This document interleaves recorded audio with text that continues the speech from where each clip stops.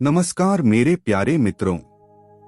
मृत्यु के बाद 13 दिनों तक क्यों अपने घर में रहती है आत्मा, जानना चाहते हैं आप? जिस तरह जीवन एक सत्य है, ठीक प्रत्येक व्यक्ति को ये भी भली भांति पता है कि मृत्यु भी एक ऐसा सत्य है जिसे कोई जितना मर्जी झुठला दे, परंतु इसे बदला नहीं जा सकता। कहने का अर्थ है कि जिसने इस पृथ्वी पर जन्म लिया है उसे एक न एक दिन अपने प्राणों की आहुति देनी पड़ती है। इस बारे में हम में से बहुत से लोगों ने कई बार अपने बड़े बुजुर्गों से कहते सुना होगा कि मृत्यु के बाद मनुष्य शरीर की आत्मा 13 दिनों तक अपने घर में रहती है। मगर ऐसा क्यों, इस बारे में क्या किसी ने सोचा है? अगर नहीं तो चलिए आज आपको इससे संबंधित जानकारी बताते हैं और जानते हैं कि आखिर क्यों मृतक शरीर की आत्मा 13 दिनों तक अपने घर में भटकती रहती। साथ ही साथ ये भी बताएंगे कि 13 दिनों तक मृतक के नाम का पिंडदान क्यों किया जाता है। बता दें कि गरुड़ पुराण में इस बारे में विस्तार से बताया गया है। गरुड़ पुराण में बताया गया है कि जब किसी व्यक्ति की मृत्यु होती है तो यमराज के यमदूत उसे अपने साथ यमलोक ले जाते हैं। यहाँ उसके अच्छे और बुरे कर्मों का हिसाब होता है और फिर 24 घंटे के अंदर यमदूत उस प्राणी की आत्मा को वापस घर छोड़ जाते हैं।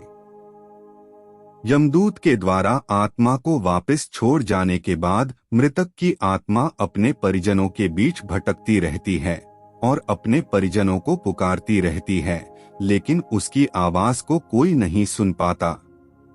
यह देखकर मृत व्यक्ति की आत्मा बेचैन हो जाती है और जोर जोर से चिल्लाने लगती है। इसके बाद आत्मा अपने शरीर के अंदर प्रवेश करने की कोशिश करती है, लेकिन यमदूत के पास बंदिश होने के कारण वह मृत शरीर में प्रवेश नहीं कर पाती।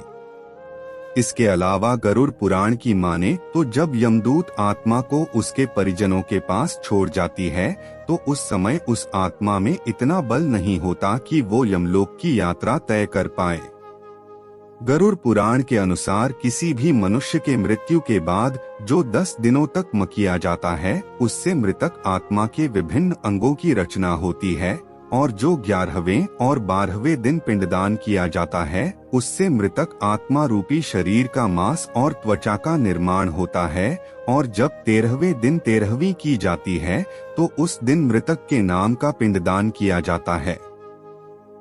उसी से ही वो यमलोक तक की यात्रा तय करते हैं। अर्थात मृत्यु के बाद मृतक के नाम का जो पिंडदान किया जाता है उसी से ही आत्मा को मृत लोक से यमलोक तक यात्रा करने का बल मिलता है। इसलिए ही गरुड़ पुराण में बताया गया है जब किसी मनुष्य की मृत्यु हो जाती है तो उसकी आत्मा 13 दिनों तक अपने परिजनों के पास घर में भटकती रहती है और उसके बाद आत्मा मृत लोक से यमलोक की ओर निकल पड़ती है, जिसे पूरा करने के लिए उसे 12 महीने यानी कि 1 साल का वक्त लगता है। इतना ही नहीं, मान्यता के अनुसार 13 दिनों तक मृतक के नाम का किया गया पिंडदान उसके 1 वर्ष के भोजन के समान होता है। पिंडदान न किया जाए तो क्या होगा?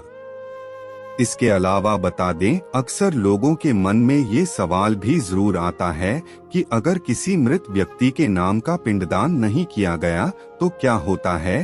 तो दोस्तों आपको बता दें कि इसका भी वर्णन गरुड़ पुराण में किया गया है। जी हाँ, जिस मृतक व्यक्ति का पिंडदान नहीं किया जाता यमदूत उसे 13वें दिन जबरदस्ती घसीटे हुए यमलोक की ओर ले जाते हैं और मृतक व्यक्ति की आत्मा को इस दौरान काफी कष्ट उठाना पड़ता है।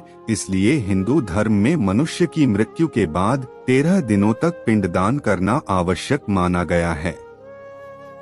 इसके अलावा आपको बता दें कि 13वें दिन परिजनों के द्वारा मृतक व्यक्ति के नाम का जो भोज करवाया जाता है, अगर वह कर्ज लेकर किया जाए तो मृत व्यक्ति की आत्मा को शांति नहीं मिलती।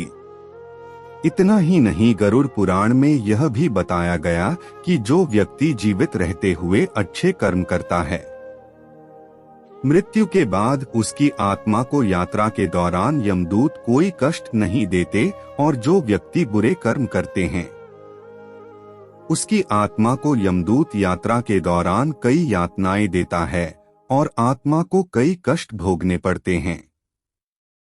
इस कहानी सुनने के बाद कैसा लगा कमेंट करके जरूर बताएं और चैनल को जरूर सब्सक्राइब करें। धन्यवाद।